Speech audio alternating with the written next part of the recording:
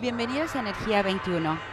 Estuvimos en el evento que en la ciudad de Buenos Aires organizó Andima, una cámara vinculada al tema del ahorro y la eficiencia energética, y por supuesto registramos notas sobre esta temática que tanto nos interesa en un momento del país donde la energía es muy cara y donde además no la tenemos. No nos queda otra que el ahorro y la eficiencia. Pero primero, ¿quién hace posible el encuentro? Presenta Energía 21, FEC, Federación de Entidades de Combustibles.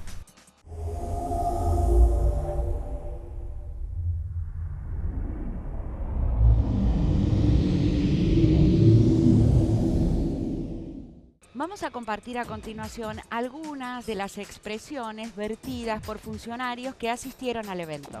Se está hablando mucho del beneficio de implementar una etiqueta de eficiencia energética en las casas y en los edificios. Ahora, todo eso es un proceso lento, según lo hemos escuchado a usted mismo en algún momento, para lo cual se espera que se comience la realización en 5 años, 6 años, 10 años.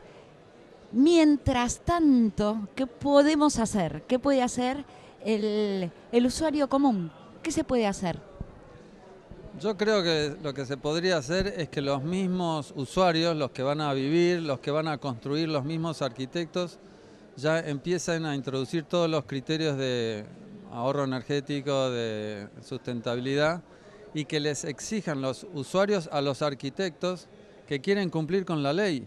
Al margen de si el edificio va a estar certificado o no, ya se pueden aplicar los conceptos de sustentabilidad, de eficiencia energética, de aislamiento térmico. La ley de la provincia ya existe, o sea que si yo como cliente le pido a un arquitecto que me haga una casa, yo le tendría que pedir primero una casa lo más eficiente posible, pero que quiero cumplir con la ley porque tarde o temprano el gobierno me lo va a exigir, entonces mejor hacerlo ahora que después, porque es mucho más fácil aplicar esos conceptos cuando la casa está en construcción que después.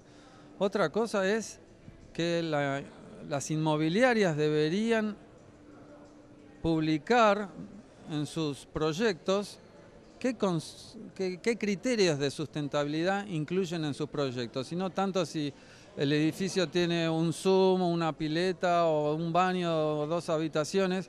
Yo también quiero saber cuánto voy a consumir en energía cuando compre ese departamento o esa casa. Entonces sería bueno que las inmobiliarias también publiquen si ese edificio ya tiene ventanas con doble vidrio hermético, qué aislamiento térmico tienen las paredes. Y después lo de la certificación, lo de la etiqueta vendrá. Pero ya hoy en día se podría empezar a exigir que las inmobiliarias publiquen esa información. Entonces el cliente a la hora de comparar un departamento con otro va a decir, pero ese tiene doble vidrio hermético y ese no. Y por el mismo precio puedo tener esto, o por un poquito más tengo doble vidrio hermético que después me va a ahorrar un montón de energía en los próximos 20, 30, 50 años, y ahí me voy a dar cuenta con los nuevos valores energéticos que la inversión inicial se justifica. El 5 o 10% más que cueste un departamento, si tengo doble vidrio hermético, lo voy a recuperar en 2 o 3 años seguro. O sea que más importante que el etiquetado energético sería que los clientes les exijan a sus arquitectos o a sus constructores que quieren ver esas medidas puestas en los edificios, pienso yo.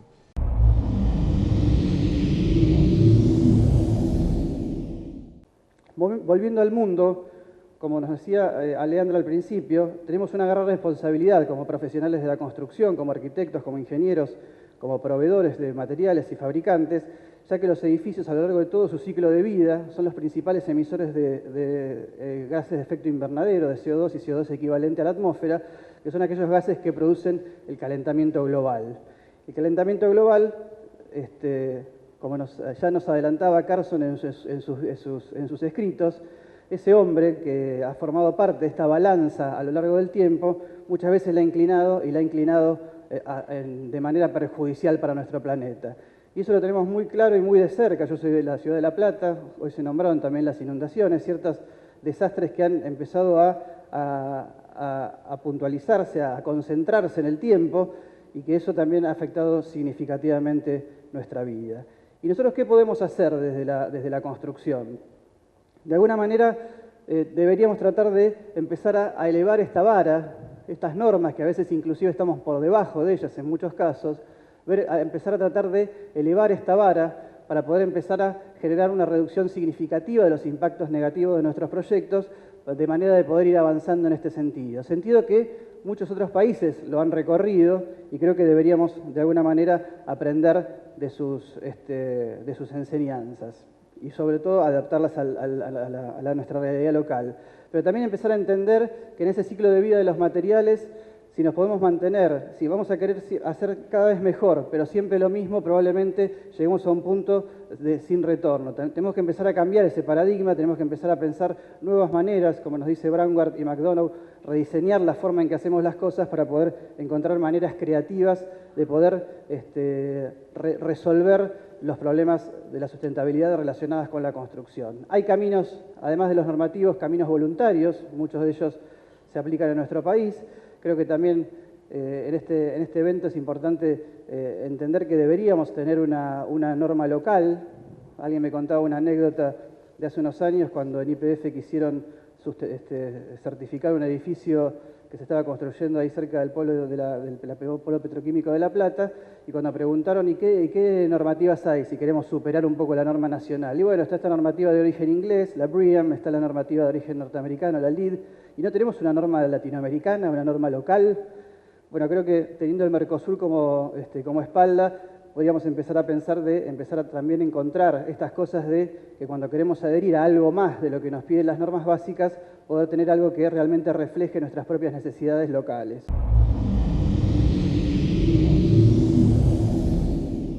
También conversamos con quienes participaban, tanto constructores como fabricantes de elementos que ayudan en esto de la eficiencia energética. Arquitecto, usted hizo recientemente una exposición sobre la importancia de aislar los muros para lograr la eficiencia en una casa. Cuéntele a nuestros televidentes que no estuvieron frente a su disertación, en poquitos minutos, ¿dónde está la importancia de poder aislar? La importancia es muy elemental. Nosotros estamos en una situación de consumos energéticos muy seria, es decir, como bien sabrán ustedes, nuestras principales fuentes de energía son el gas y el petróleo, y en este momento, que a su vez gas que se transforma en electricidad. Lo cierto es que de toda la energía que consumimos anualmente, prácticamente el 33%, la tercera parte de toda la energía que se consume en la producción o en el funcionamiento de los edificios. Esto es una cosa seria porque estamos hablando, es decir, que sobre todas las cosas, en el funcionamiento, en la zona central del país donde nosotros estamos ubicados y donde está ubicada la mayor cantidad de habitantes del país, clima templado cálido, clima templado frío, se necesita tanto calefacción como refrigeración. Y de toda la energía, de esa 33% de toda la energía, el 58% aproximadamente del total de la energía que se consume en los edificios, se utiliza en la refrigeración y la calefacción. ¿Esto qué significa?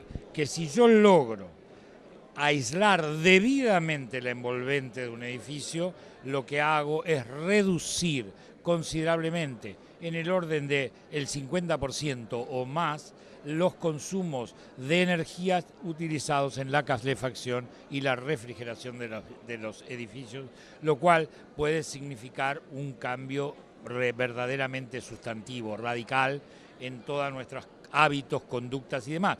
Lo más importante es que yo puedo aislar debidamente una vivienda con un costo inicial del 2 al 4%, es decir, de del costo que me produce una vivienda, y ese sobrecosto es rápidamente amortizado con menores tarifas, con menores grados de contaminación, con mejores condiciones de confort hidrotérmico. El mundo nos está enseñando que hacia ese camino tenemos que ir, más allá de nuestra situación particular de falta de energía y de poca conciencia de la utilización eficientemente de los recursos que se agotan. Sin duda alguna.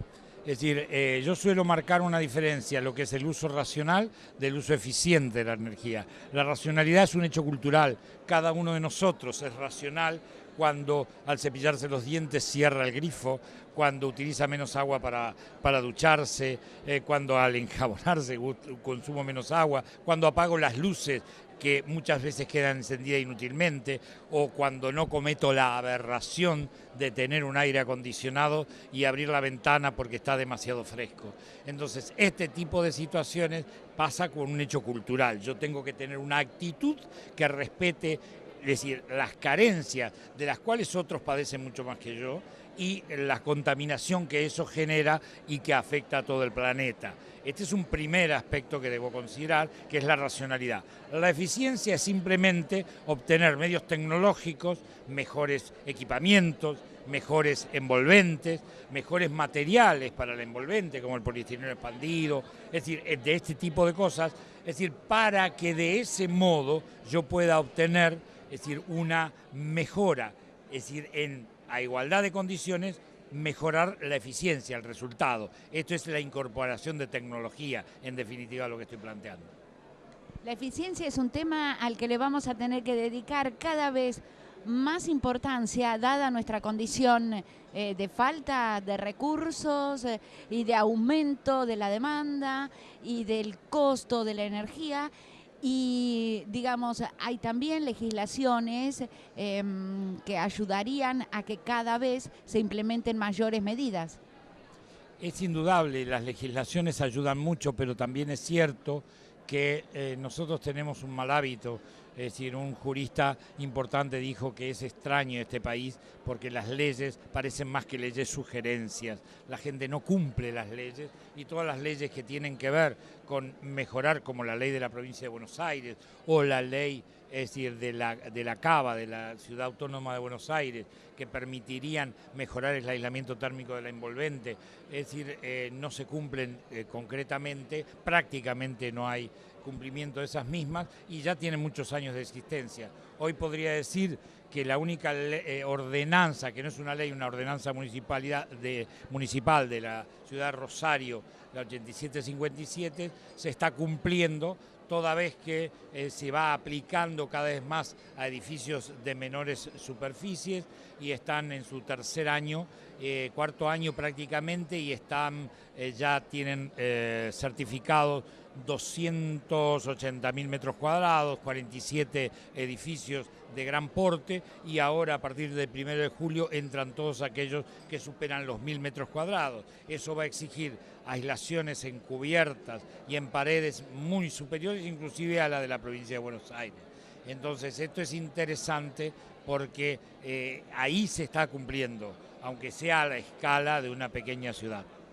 Finalmente, arquitecto, ¿usted es consultado más por aquellos que van a hacer una construcción nueva que por aquellos que están administrando o gerenciando una construcción vieja, que son justamente los que más derroche energético tienen? En realidad, por ambas cosas. Los que tienen una vivienda nueva tienen la opción de poder ex novo, desde el principio, tomar conciencia y hacer mejoras en estas condiciones. Pero en rigor, esto no mueve, digamos, el fil de la balanza, porque en realidad las construcciones nuevas son, comparadas con el parque edilicio existente, un número reducido. ¿Qué significa esto? Que una vez que logremos que las nuevas viviendas tengan comportamientos energéticos de su envolvente mejores por mayor aislamiento térmico, vamos a tener que atacar el parque edilicio. Esto es lo que se llama la rehabilitación y lo que suelen decir en Estados Unidos el retrofitting de las viviendas. Hoy por hoy, en lugares como España, el problema más serio es el parque edilicio, y yo, para vender, alquilar, gestionar cualquier cosa con una vivienda tiene que tener su certificación energética, que es lo que se trata de lograr de aquí a futuro.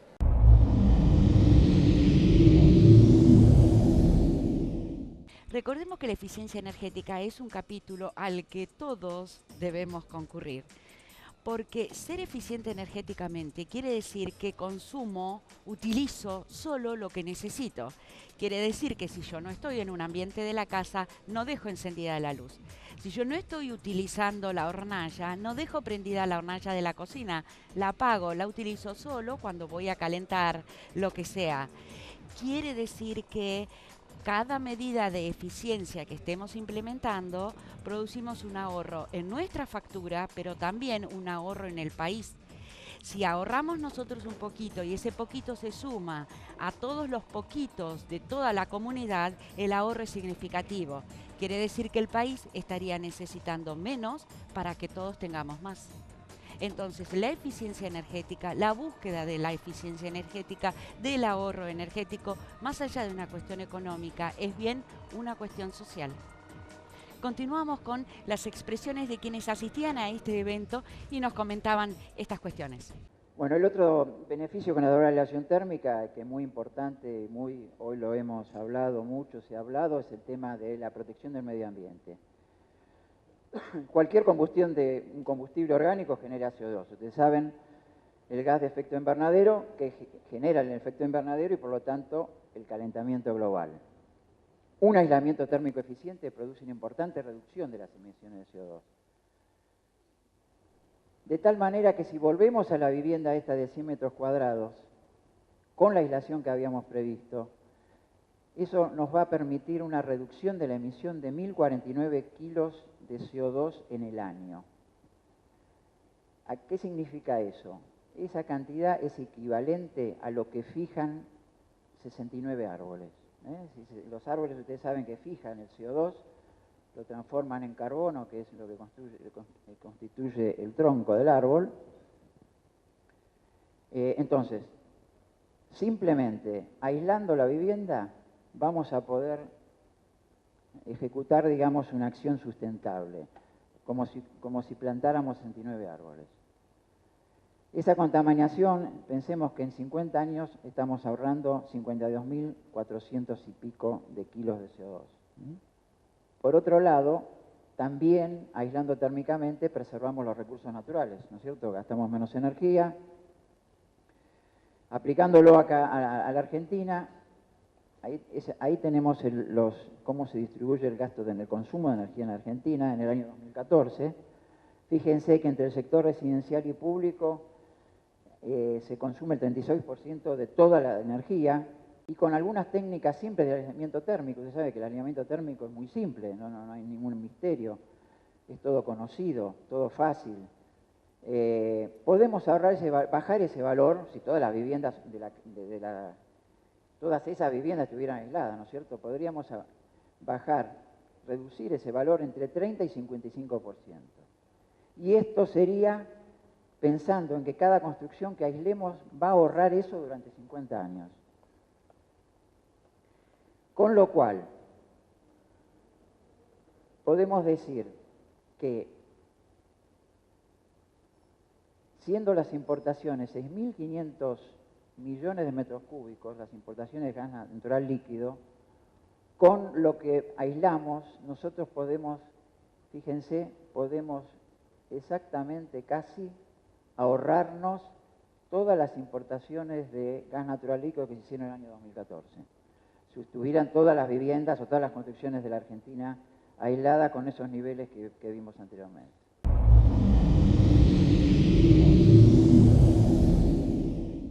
Ahora vamos a pasar a nuestra columna energética, preparada por el ingeniero David Cohen. Lo escuchamos. Hoy vamos a hablar sobre el tema renta energética o lo que podríamos definir como renta energética. Hay valores absolutos, valores relativos. El grave problema de un país, es decir, Cuando no hay recursos energéticos, como el tema de Japón, es indudable, como el caso de Japón, es una cuestión. Ahora, cuando nosotros tenemos un potencial que se estima, por ejemplo, en el campo hidroeléctrico, en el Paraná, que tenemos el 80 y pico por ciento, el 85% del caudal global del país, para generar energía hidroeléctrica, nosotros tenemos un potencial de 30 a 40.000 megavatios, depende para generar una determinada potencia instalada. Más allá de la utilización de parte de ese potencial, esto nos daría con una determinada hipótesis o con un determinado escenario de generación a un costo. Estos son costos, obviamente, esto es no es literal, sino es una referencia. Si yo estoy generando a un costo de $8 el kilowatt hora o 8 pesos el kilowatt hora, y podría generar un kilowatt hora cambiando la matriz energética en forma real, explícita, pasando a 2 o 3 pesos el kilowatt hora, yo ahí estoy perdiendo de un modo u otro una renta que podría utilizarla en reinvertirla en los nuevos modos de generación, nuevos modos de energías renovables.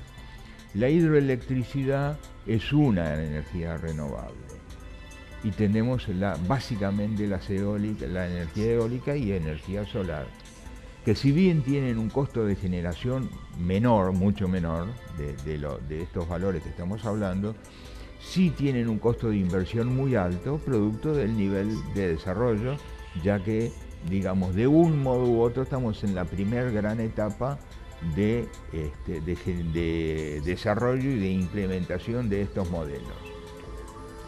Se suma a este tema de la renta energética la imposibilidad actual de tener redes digitales. El gran secreto de estos modos de generación, habida cuenta de los picos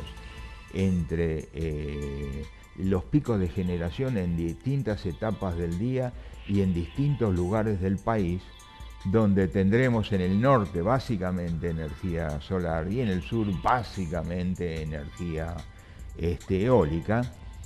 Indudablemente eso me genera una renta y potencia una determinada renta energética, porque de otro modo siempre el sistema energético no me genera nunca los recursos para reinvertir en el mismo sistema energético, es decir, el bolsillo país tiene que estar permanentemente invirtiendo, con lo cual la rentabilidad del sistema baja. Lo importante es cuando yo puedo ordenar una estructura de inversiones tal que la renta que me genera un capítulo de la inversión, una etapa, una obra, me genera los recursos para poder seguir reinvirtiendo. La inversión neta global es mucho menor y la renta global del sistema mucho mayor.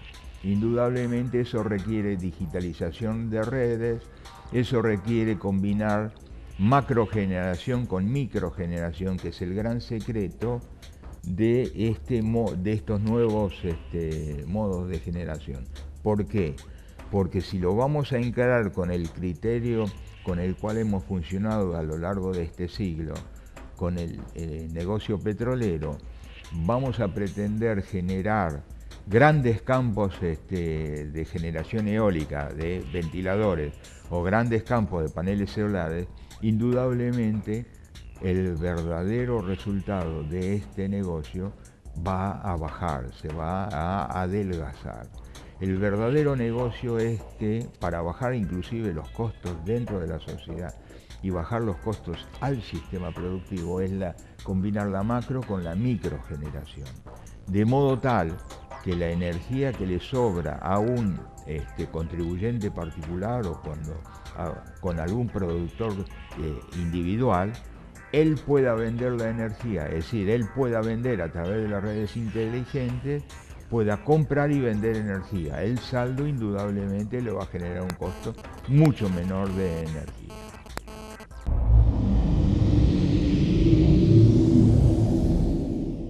Y también las noticias, en este caso del Sindicato de Estaciones de Servicio. Un tema que tienen implementado aquí desde hace años y que creo va en aumento es lo de la capacitación al personal en la misma mutual.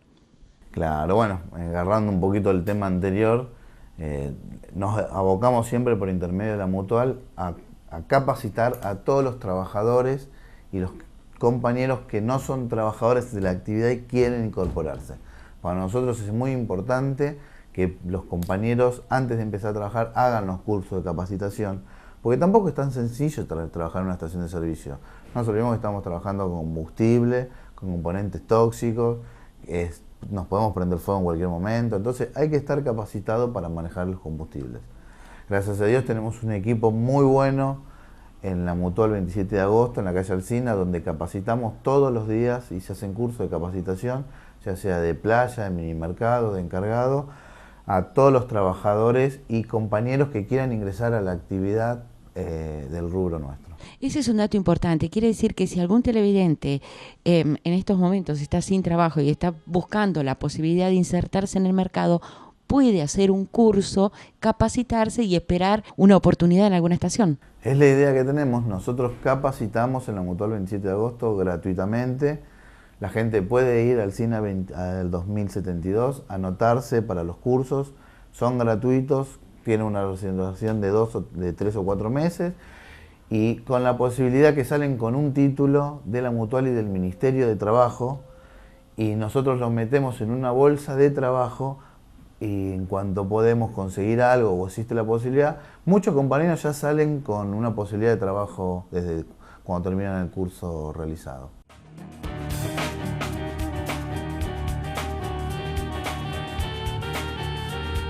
Sindicato Obreros y Empleados de Estaciones de Servicio.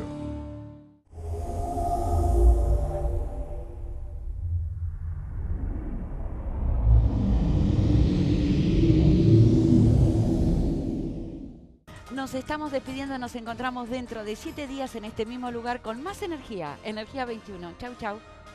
Presentó Energía 21, FEC, Federación de Entidades de Combustibles.